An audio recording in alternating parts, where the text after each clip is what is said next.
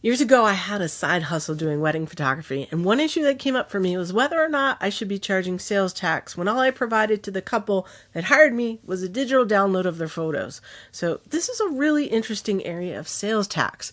In the past, if you created something tangible that could be touched, it was obvious that sales tax would apply, but these days digital photographs, artwork, and books even are what are being created, and whether these items are taxable becomes more confusing, especially across multiple states that treat it differently.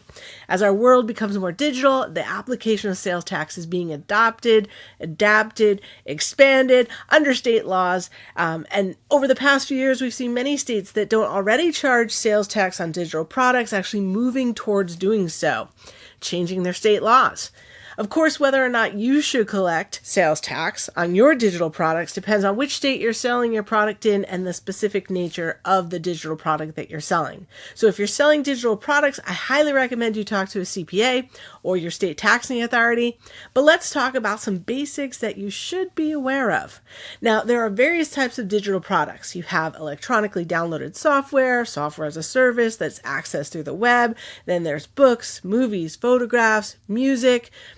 All these can be in digital format, right? Or they can be purchased or accessed online. Now, how about publications like newspapers or even digital advertising services? There are many things that are digital nowadays. So one thing to keep in mind is whether the purchaser has a permanent use of that digital product or not. Because some states are actually going to maybe tax permanent use, but they're not going to tax non-permanent use, a limited use. So that's something you need to pay attention to.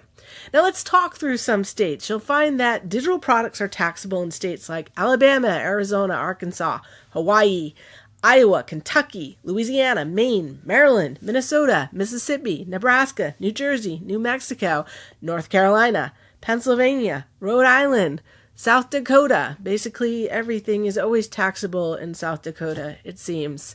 Washington, Wisconsin, Wyoming. And this isn't an exhaustive list by any means, right? I encourage anyone that's selling digital products to seek professional guidance so that you can get this right. Because even though I listed out some of these states, the laws are changing regularly, right? Something can change between the time I made this video and between the time that you're watching it right now. And if you get this wrong and you don't charge sales tax and you get audited, you could find yourself in a really uncomfortable situation where you owe a lot of back taxes, meaning the sales tax you didn't collect, along with penalties and interest for not doing so. And it can become a really expensive mistake really quickly. So I hope this information is helpful for you and your business, and I'll see you in the next video.